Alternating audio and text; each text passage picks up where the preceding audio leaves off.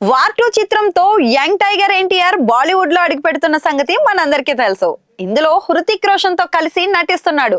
Young tiger పాత్ర హృతిక్ పాత్రకు ధీటుగా ఉంటుందనేది తెలిసిందే. ఇంకా చెప్పాలంటే హృతిక్ పాత్ర కంటే శక్తివంతమైన రోల్ అని ఇది ప్రచారం జరుగుతుంది. మరి ఈ నేపథ్యంలో తారక్ పాత్రకి సంబంధించిన మరింత సమాచారం కొంచెం లీక్ అయింది. దేశం వ్యవస్థ కోసం పోరాడిన బలమైన వ్యక్తి పాత్రలో తారక్ అయితే కనిపిస్తాడట. అటుపై అదే పాత్రలో అంతకు మించిన నెగిటివిటీ ఉంటుందని కూడా అన్నారు.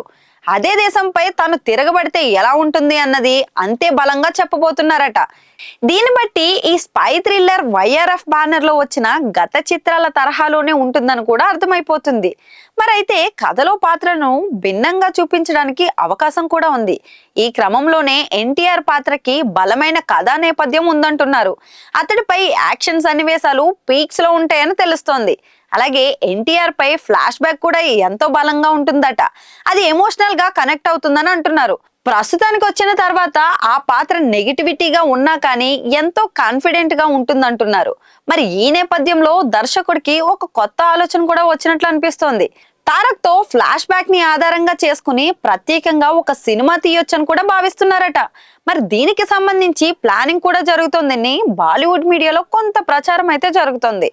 అంటే అయాన్ ముఖర్జీ ఇక లోకేష్ కనకరాజ్ స్ట్రాటజీ అనుసరించారు. విక్రమ్ సినిమా రిలీజ్ అనంతరం రోలెక్స్ పాత్ర పోషించిన సూర్య రోల్ కనెక్ట్ అవడంతో రోలెక్స్ టైటిల్ తో సూర్య హీరోగా ప్రత్యేకంగా ఒక సినిమా అధికారికంగా ప్రకటన అయితే రిలీజ్ చేసిన సంగతి కూడా మనందరికీ తెలుసు. ఎల్సియు యూనివర్సిటీలో భాగంగా ఈ ప్రాజెక్టు బయటకైతే వచ్చింది. తాజాగా అయాన్ ముఖర్జీ కూడా వైఆర్ఎఫ్ స్పై యూనివర్సిటీ నుంచి తారక్ తో ఇలా స్పెషల్ గా ఒక మూవీ ప్లాన్ చేస్తున్నట్లయితే కనిపిస్తోంది.